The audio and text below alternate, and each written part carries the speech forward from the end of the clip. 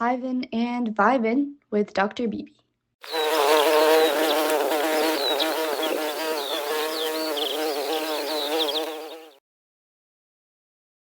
He is interviewing for How Do You Lead?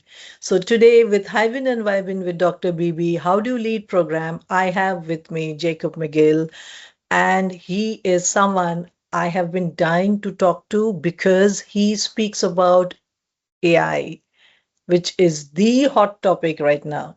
So Jacob, welcome to Hivin and Vibin with Dr. Bibi. Thank you so much for having me here. It's a privilege to be with you today. Fantastic. So let me quickly give a brief about who you are so that we are all on the same page, my audience, you and me.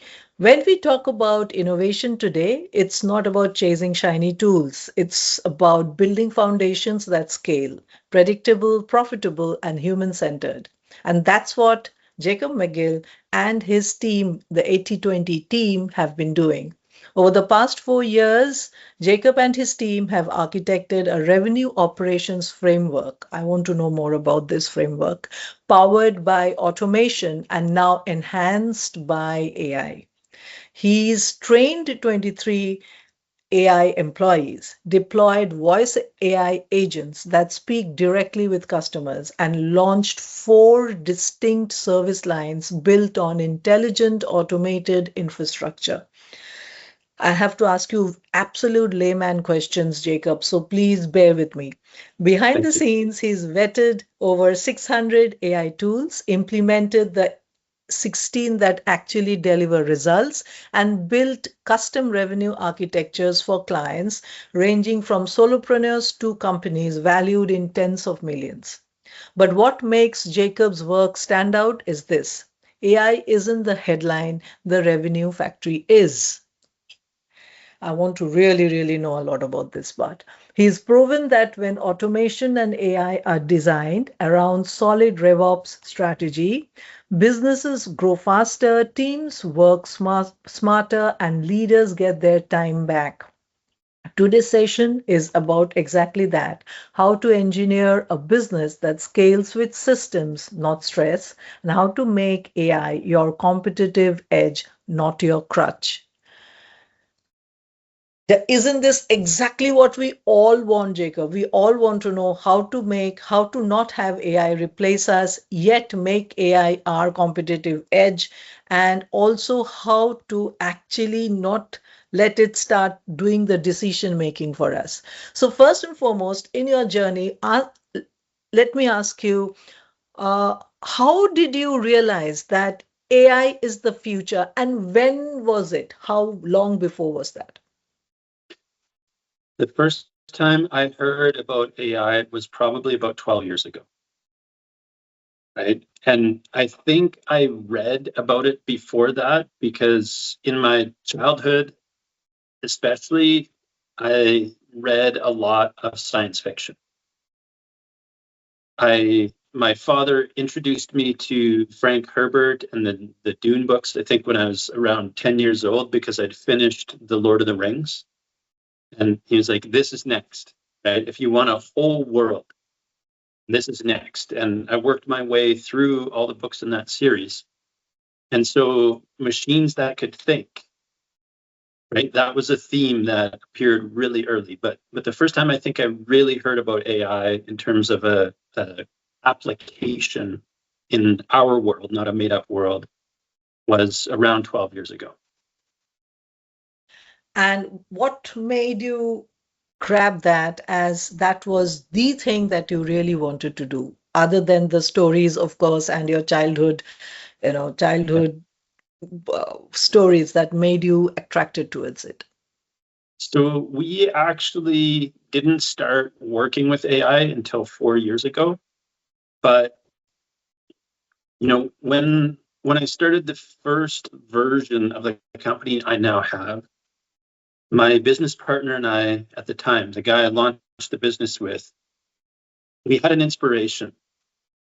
It was just an article that we came across.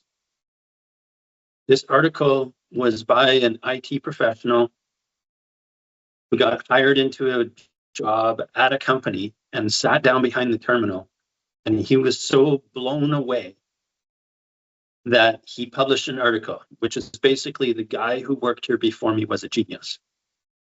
Now, what this guy did doesn't seem amazing today, but 10 or 12 years ago, it was very, very clearly a talented thinker. In the support department, right? And you think about IT support, like let's use the 80-20 rule a lot today. 80% of the time, unplug the modem, plug it back in, right? The problems are very simple. What this guy had done is draft a series of automated responses to the problem clients about their problems. So the customer who would take away his time got instantaneous responses because they were automated, but he didn't waste his time telling them how to solve the problem because it was an unplug and plug the modem in kind of problem, right? And it started there, but this guy went through all of the files on this desktop, and the grand finale, so that we don't spend this whole session talking about this one guy, is he had hard-coded his own application for the coffee machine. And if you pushed a button on his terminal, in the time that it took him to walk down the hallway, his latte would be ready. So it was also an Internet of Things application because this guy was smart enough to figure out how the wires worked between here and the break room. And again, this doesn't seem amazing today, but that long ago, when you're starting a technology company, it was pretty amazing.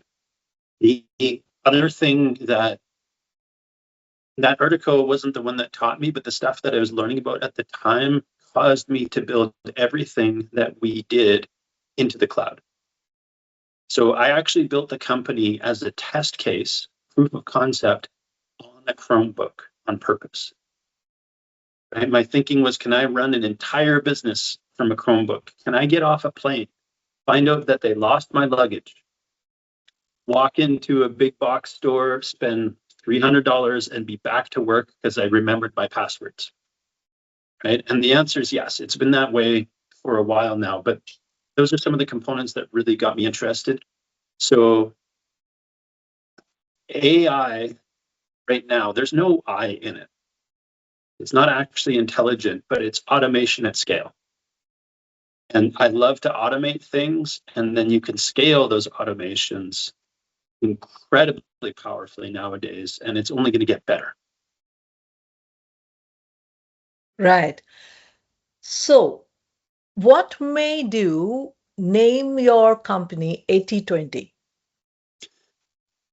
I think I first heard the 80-20 rule from the author Richard Koch, K-O-C-H, and he's written a dozen books on, he calls it the 80-20 principle. Then there's a fantastic book by a very talented marketer by the name of Perry Marshall, and he's the one that taught me the power curve. 80-20 is actually business kindergarten at the time.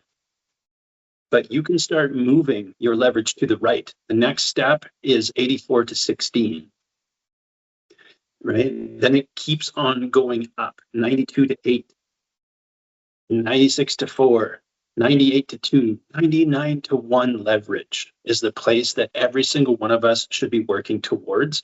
And those final pieces of the power curve, that's where AI is coming in and giving us huge leverage. So, okay, so this is, for me, it's an assumptive question. For you, I'm sure you'll be able to give an expanded answer on this. So at 80-20, we are using AI 80% and 20% we are doing our work ourselves. Is that how it goes, or is that not the ratio that you're speaking about? It really varies. So when we do an assessment, for example, like one of our core offers is let's do a business assessment. And when we do an assessment, we find without fail $100,000 of revenue leaks every single time, right? And so most people, they go back to that assumptive question, where's the revenue leak? There's 37, right? Where? Well, you have revenue leaks inside of leads. You have revenue leaks inside of conversion. You have revenue leaks inside of sales. You have revenue leaks inside of onboarding, and you have revenue leaks inside of fulfillment. And so there's big numbers, like there's a 30% attrition rate in onboarding in most companies. So employees are incredibly expensive because you don't onboard them properly. And your customers are incredibly expensive because you don't onboard them properly. So you can fix that stuff and recover 30% of lost revenue right there. But honestly, most people aren't looking for that kind of leverage, or more importantly, they don't believe us in the beginning. If you want a very simple 80-20 rule, 80% of the time when somebody comes to me and says, I'm stuck growing my business, they think the problem is in marketing and sales. That's a true 80-20. But really, when you start understanding leads, conversion, sales, onboarding, and fulfillment, the basic foundation of a business is you must have a plan to put $1 in and get $3 out. You have to start there. If you don't have that plan, it is a hobby, not a business. But once you start expanding the business and getting into the details of things, then you're looking for the same ratio. You spend $1 on leads, you get $3 back. You spend $1 on conversion, you get $3 back. Spend $1 on sales, you get $3 back. Now you have something that you can actually start thinking about where the revenue leaks are and how to scale. It's not very hard for me to take that 1 to 3 and turn it into a 1 to 5 immediately. And then you start finding leverage, right? We haven't even talked about doing anything other than common sense yet. Automation and leverage and AI on top of that can turn that dollar into $10 out. And that's the actual economy of scale that we're getting into. But for now, I'd say oversimplify, 80% automation, 20% AI first. And that can take 30 to 50% of work off of individual roles in the organization. So, is that how you built your RevOps, revenue operations framework, or the RevOps framework? To a certain degree, yes. I did not invent this stuff. The people who trained me in it have been working for 25 years in the SaaS vertical. I bring that work to the rest of the world, but there's a few basic rules of thumb. First off, until you are at 10 million in annual recurring revenue, you are a startup by definition, because you don't have enough revenue or enough data to do math to make clean decisions. So in our business assessment, which is our leading edge offer, those are the two things we deliver.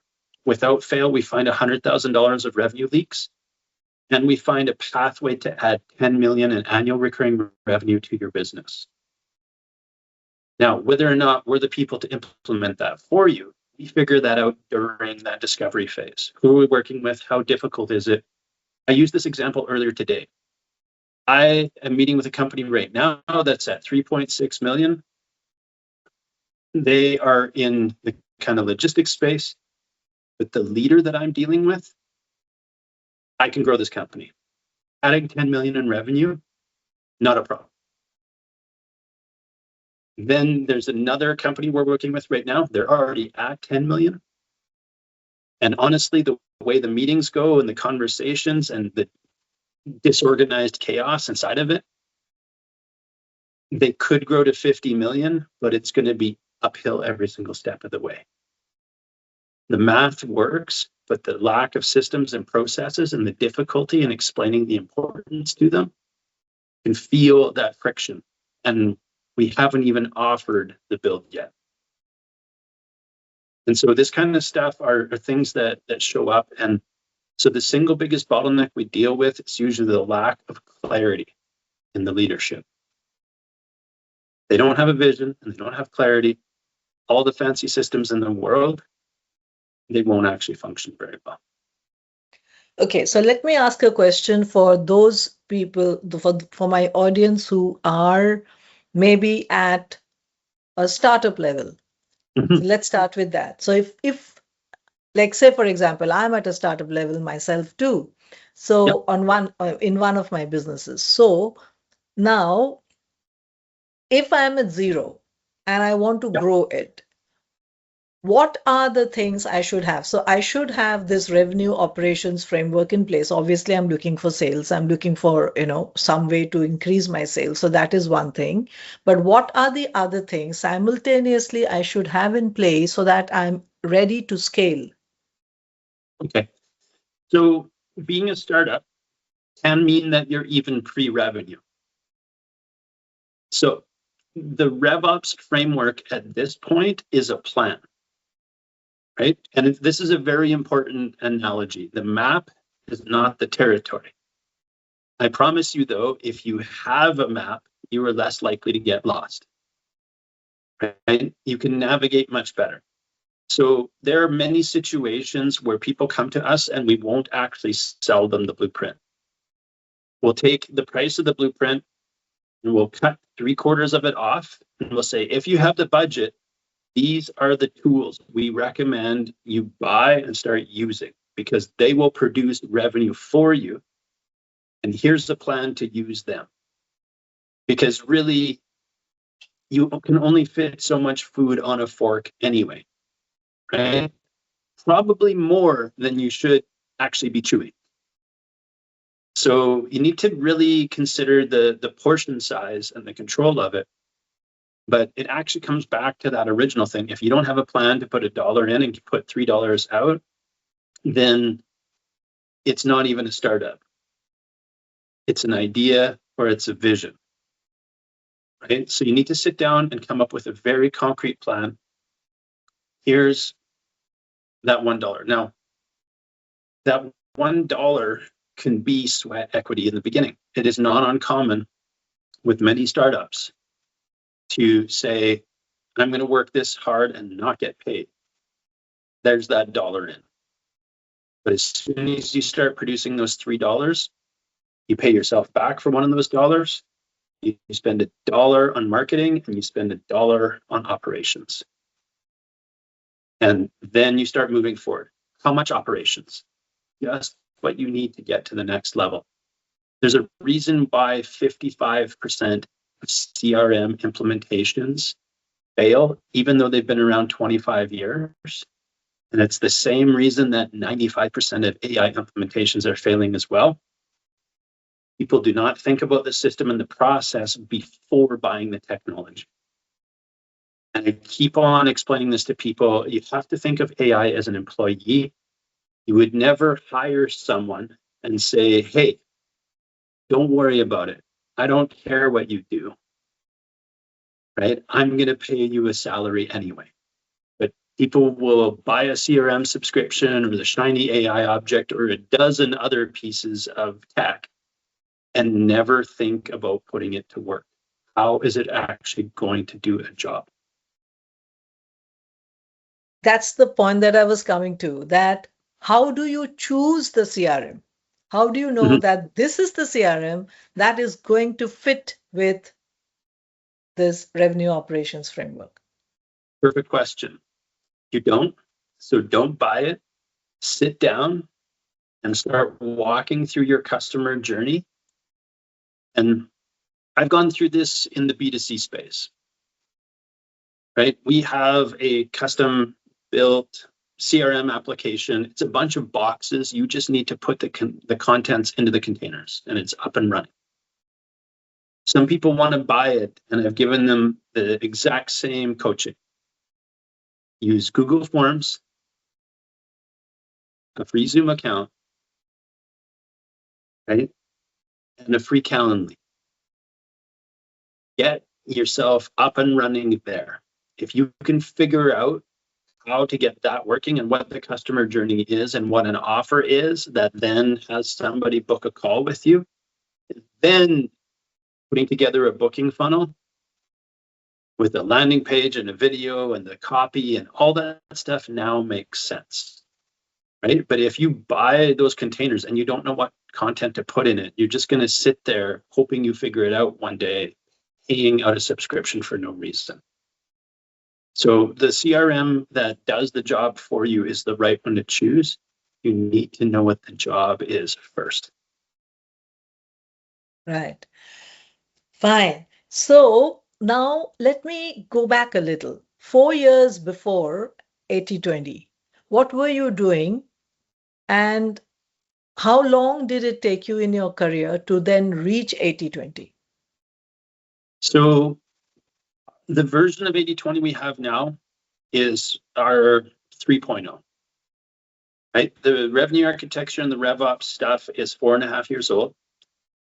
And then the platform-based application automation, that level of thinking, that's 8.5 years old. And before that, we actually launched and got up to 28 employees and I think 50-something clients was our peak with a done-for content creation, management, production, and posting service. That was the original company that we launched. But again, we figured out an assembly line for content. And at a time when it was strange to the world, 12 years ago, people would want to work with us and we'd say, fine, stay in your office. Don't drive an hour and a half through traffic for a 30-minute meeting.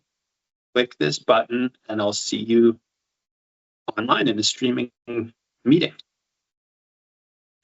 Right? And it was brand new to them. It was confusing. We know what happened during COVID and how many people moved to online work, but I was in that space 8 years before that. Working remotely, I'm at 30 countries now that I've traveled through and worked at because they all had Wi-Fi and I never had to take a vacation. So I was a remote worker before it even existed. So let's talk about your 80/20 team structure. Do they all work remotely or do they come together at any time? How do they really go about it and how do you lead them? Yeah, we're remote now. We were, a place that actually worked inside of an incubator, functioned as its own startup in amongst a whole bunch of others, and held down a real physical office. But since then, we have shifted. I mean, we became a hybrid pretty quickly anyway, because we didn't have 28 local employees, but our core team was local, and then we built on top of it. Now we are fully remote. I have talent in 6 time zones, and they're all really good people. We are a very strong believer in you hire the person and you train the skills on top of it. And honestly, a lot of the time we spend is teaching them to think about the 80/20 rule, about how to look for leverage. And so that allowed me to build the team up, and then we'll get into the AI stuff in a minute, but it started out with me trying to solve problems for our clients, then take labor off of my plate, and very shortly became me asking my team what they needed automated. And I started building AI employees to be their assistants. So if I were to ask you the actual number of people working in your organization, which is humans plus AI, how many would there be? We have 8 humans and we're now up to 26 AI employees. And Lovely. Literally, they are trained for a specific role, given a specific skill set. And I like to take it a few steps further and I give them a history and a backstory and experience, because I think it matters for them to reference that so they know how they think.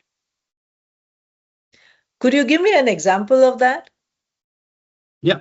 So one of the first employees that I created, because writing emails is such a big deal, right? Especially if you're going to do a marketing sequence. Like if you have an event, you need 17 emails, 14 emails to count down to the day. Then we're starting in an hour, we're starting in 5 minutes, and here's what you missed. So when I built Madeline, because I lived in Vancouver for 20 years, and that's a major center for film, I really thought about it. I'm like, okay, so she's from here. She went to film school. That's where she studied script writing. That's how you learn the hero's journey. And the hero's journey plays really well into the marketing email because the email has to have a beginning, a middle, and an end, and it has to tell a story to the reader. So I gave her this background. Right? I was training that AI employee, and I said, you went to Vancouver Film School and you studied script writing. And because it's a hard industry to break into, you realized that telling a story was also how marketing emails worked, and you were actually able to put yourself through school by becoming an email copywriter. And I gave her this whole backstory and then started feeding in some of the best practices of email copywriting. And I built this knowledge base with this experiential background. Right. So what I'm learning here is that when you're creating an employee, you actually need to know the job that this employee is going to take over and work at very well. And Yeah. you have to be a master at doing that, and then you can pass it on to your AI employee. I believe that. I believe you need to think the same way you would hiring a person. Right. Because I know there's a lot of criticism out there about AI copywriting, for example, but it's not the AI's fault. People just open up a platform like GPT or whatever, and they say, write me a marketing email. So the quality is going to be down here because the instructions are this, right? And its knowledge base is that as well. So garbage in, garbage out, right? Like that's one of the key concepts, whether it's automation or AI or a combination of the two of them. And a good employee, even if they're talented, even if they're smart, even if they're skilled, it still takes you about 90 days to onboard them and get them up to their operating capacity in a new organization. Why would I expect any less out of AI? So my takeaway from this is that you have to know how to write a good command or a good prompt to the AI, which is well-rounded and can give a backstory so that the AI can then use a context and then give the output. That's part of it. And prompting is something that everybody should work on, prompt engineering, in fact. But if you want a repeatable, duplicatable process, then you have to go into the back end. You can't just follow the social media trend and download this week's magic prompt and expect that to work either, right? You have to work on this whole treating it like an employee. That requires interacting with it. That first set of marketing emails was in no way as good as the ones that came out 2 years later, because every time I went in, worked the prompt, got the outputs, I'd then go back and take that feedback and say, next time we do this way, we do that way, here's how things change. Right? And it learns. It's like, okay, I understand. This is the new SOP. This is the new principle. I work in this manner. So always relying on the upfront prompt without any retraining, it's going to get frustrating. You're not going to get better outputs. Lovely.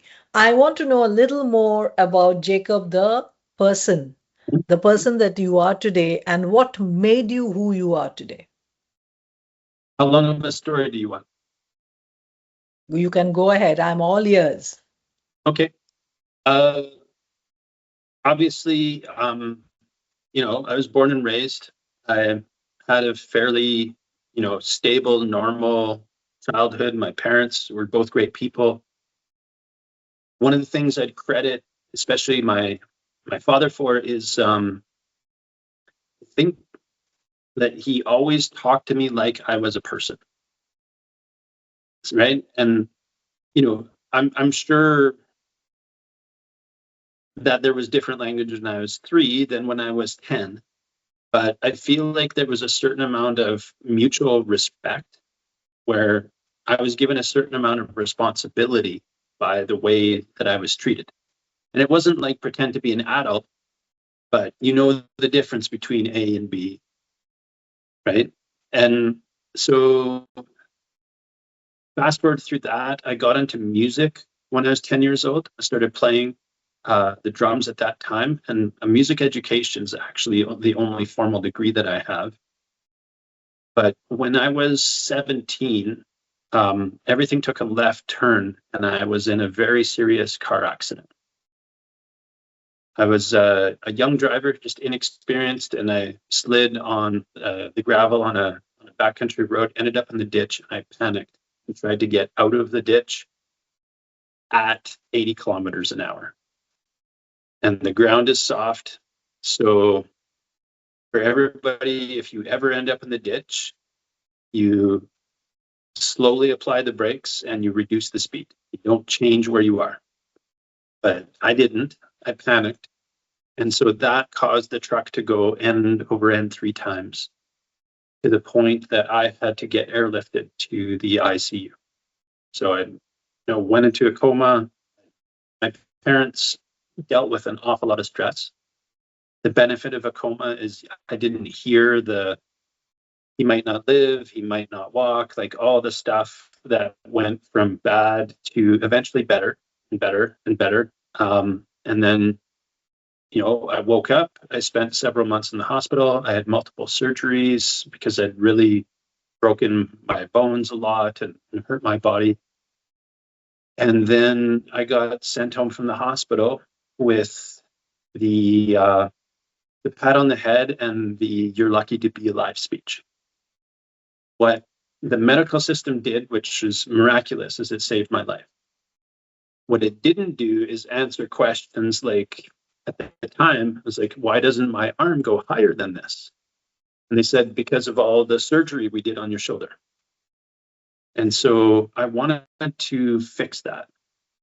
So inside of my 20s, I started learning about different health and well-being practices. I've studied a body of work that's an offshoot of osteopathy. I have some of the best Pilates training on the planet. I spent 20 years studying Aikido and got a 2nd degree black belt there. And I just kept on picking up things until, I was able to make my body better than they told me, this is the thing you're going to have to learn to live with. Honestly, I'm probably in better physical shape, better health, and have better posture than if I didn't have the accident. But that put me on a 10-year trajectory, and I got my 10,000 hours, and I eventually opened my own clinic, which I ran for 6 years and did clinical rehabilitation for clients. In the end, the last 3 years, I had a 3-month wait list. I started burning out a bit. And, it's part of that, I think, leftover survival stuff from the accident itself. I was really still stuck in this, like, more. And I eventually just hit a wall. So I shut the clinic down and said, I'm going to do this stuff online. That was during the time that, this guy I was working with to move the 100-year plan into an online practice became the business partner that I started 80/20 with. And I turned to him one day when we were mapping out a process to produce content. And I said, this is a service. Do you want to launch a business? He said, yes. And we took on a new client every month for the next 18 months.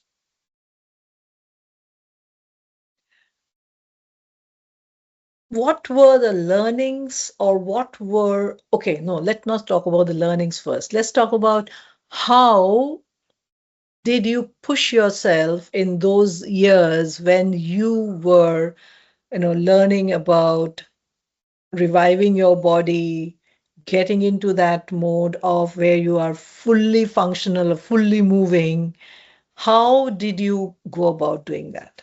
How did you sustain yourself? So, when I look back now, I think the the PTSD is visible. Because when you get into survival mode, right, life-threatening situations, you kind of start firing off these reflexes, right? Like survival is an instinctual thing. What do we have? Freeze, flee, or fight. And so one of the things I knew from my childhood is that I was good at learning. So I started looking for what can I learn. And I remember hitting a point one day where my partner at the time, she sat me down and she's like, you have to stop learning, right? Like you've arrived. It's time for you to start practicing. You should become a practitioner now. Your time as a student might be done. But I just kind of had, my head down as just a reaction to this earlier experience, right? And that was the first time I went through it, but then I saw it with clients over and over in the healthcare space as well. And that also kind of coincided with I have to become a teacher or a practitioner of this stuff, because you start off as a student and it's like, I can't just always pay tuition. I have to turn some of this money I'm spending into a way to get revenue. So it was a loop for a while, right? So as I started studying Pilates, I became a Pilates teacher. Now, the first thing I ended up doing was actually being an apprentice and working for 8 years at the studio, oldest studio in Canada, with a brilliant teacher who's now passed away. But through that, I got to train with 2 of Joseph Pilates' original students, because they were still alive at the time, like people in their 80s who'd actually worked with him. And I got the same experience in Aikido, right? The teacher who gave me my black belt, he trained with the founder of Aikido for 8 years. And so I just kept on doing that thing and doing that self-fulfilling prophecy, while also not realizing that you're still learning. Yeah, well, that I was stuck in that learning loop and hadn't let go of the survival mechanism. Yeah. Right. So you had a friend who actually told you, Jacob, wake up. You are now past learning. You can get into something else beyond this. Yeah. So do you always need a friend to tell you to do something, or do you get your own awakening happening now? I mean, I think I've gotten a lot better, but I belong to more than one space where I'm getting some sort of mentorship and some sort of feedback. I think it's important to be around people who are ahead of you in different ways, and then to keep, some other people close to you, because we are all human beings. So the one thing I can guarantee is I am wrong 50% of the time. What I don't always know is what it is I am wrong about. And so we need to be in these environments and around these people where you can fact check, where you can get feedback, where you can have someone say, hold on a second, let's double check that. And it's actually something I spend a lot of time training my team with as well, right? Like we onboarded a new tech lead recently, and she is brilliant. She's smart. But I'm still working to train her in the difference between reacting and responding. Right? We found something that was broken recently, and she tried to go and fix it during the call this morning. And we stopped the project dead, worked backwards, and unpacked the whole if this, then that of the workflow until we got back to the spot so that she understood every single effect. Right? Because what we were looking at was something very simple. It's a tag that starts an automation, but if you don't know where you want that customer to end up, there's no point, right, in changing the tag or looking at, right? Because you don't understand the consequence, which is 17 steps down the line. Lovely. I have almost covered what I wanted to know, but was just one last question that I would like to, get into before we wrap up, and that is, Okay. what do you do to your team other than the techie part of it that makes them work the way you work? Yeah. There's a few pieces to that, definitely. One of them is there's some stuff that's kind of ironic, right? You'll hear me say one thing, and then you'll hear me say something that seems like it contradicts. So, for example, we want to automate things, right? I love automation, and if there's a repetitive task that they're doing and we can somehow support them with an automation or an AI assistant, we will. And then I have a principle about our SOPs. Okay? SOP is always my fault until the day it becomes so clearly written that I can only ask the team member two questions. Can you read? Yes. Okay, then why aren't you doing this? Step one, step two, step three, step four. And if they say because step three isn't clear, it's back to being my fault. So it sounds like I want things to be almost robotic, automated, an SOP that can be done by a monkey. In the very same conversation, I will tell them, I pay you to think. Right? These don't sound like thinking activities, but I promise you, having them look at this stuff and then think about the customer journey, think about the outcome, think about the reverse engineering, they come to me and show me where the gaps are in my thinking or in my process. And that's what I want them to do because they're closer to the end user. Right? So I don't make the assumption that just because I thought we're going to do these steps 1 to 10 in this order, that it's accurate or correct. It's just a starting. We're back to the map and the territory. It's the starting place. But then I really encourage my team members to get lost with me, right? So we can figure out where on the map there's not enough detail, there's not enough clarity. Somebody didn't say there's this landmark right here, right? And if it's not there, we get surprised when we run into it. Right. So what I learned here is that you invest in your people by imparting your knowledge to them. And Yep. you do that relentlessly, and you take steps backward to get it done. You sometimes stop things to get things done because you want to shape your people in a certain manner. You want them to be able to do certain things in a certain manner, and you take the patience to do that. Yeah. Did I wrap it up did Yeah. I wrap it up rightly?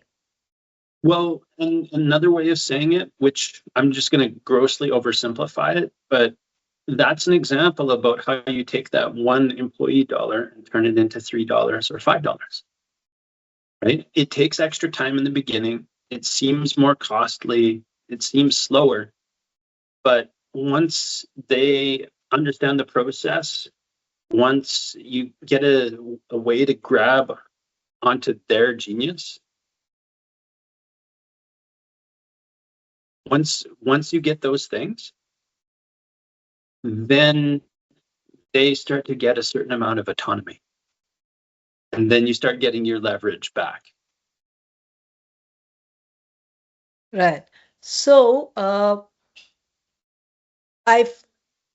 you have made me ask you one more question. I'm really sorry. I need to wrap Okay. this up with this Okay. question, that how do you differentiate the human from the technology, or from the training that you're giving the person? It's a great question. And I mean, to give you the simple answer, I don't. Right? I want them to work in partnership. Now, I was talking to somebody who's 13 years old recently, and I encouraged him. I said, here is a platform. I want you to download it. I want you to start vibe coding. It will let you produce 8 apps. If there's something you're proud of, send it to me and I'll pay for a paid account for you.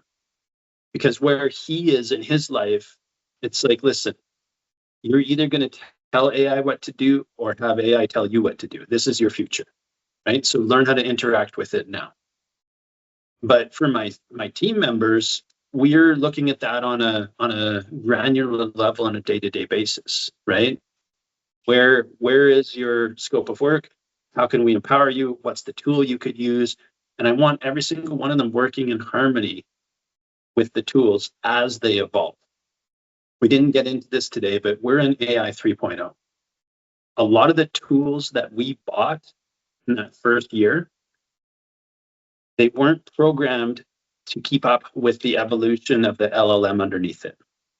So they faded quickly. And we built employees inside of platforms because they were maintaining their relationship with the intelligence behind it, with the capacity behind it.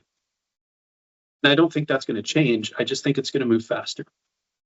2025 is the year of GPT.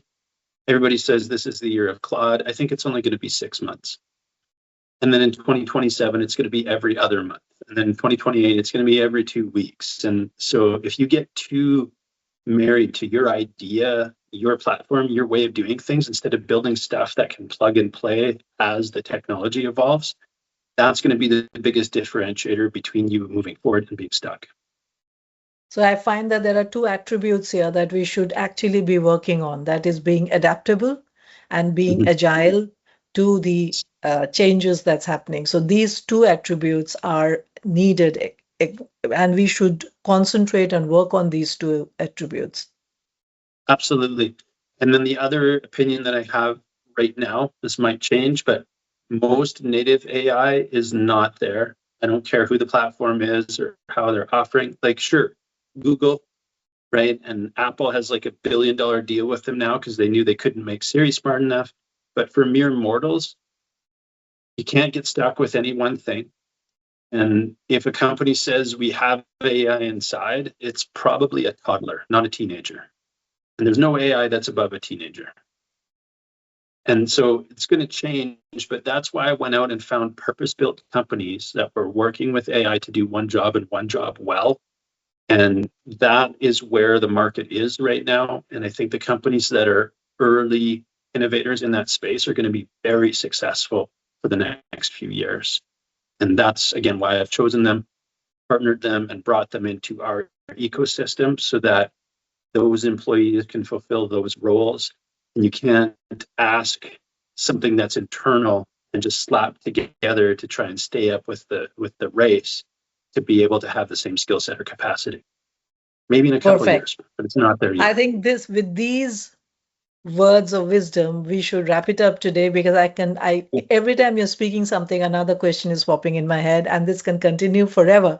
So I will wrap it up here with saying that we should be agile and we should be adaptable at this point in time, and we should keep learning so that we are able to understand how best to make AI work for us, not make AI decide or work, make them do our, no, I should be putting it the other way around. They should not be the ones who's telling us what to do. Rather, we should be able to tell them what to do. And for that, we really need to be learning all the time right now. That is what I take away. And that is what I learned from here. Thank you very much. Thank you very much, Jacob, for being here and for sharing things with me, sharing your knowledge with me. I'm sure my audience who are dealing with AI every day and who are thinking what to do and how to go about it, this would be a good pathway for them to understand what are the most important things that they have to do. That is, give themselves patience, learn prompt engineering, learn how to talk to your AI so that they give you a good output, not just a garbage one. And with these things, we wrap up today. Thank you very much, Jacob, for coming to Hivin and Vibin with Dr. Bibi. How do you lead? Thank you for having me.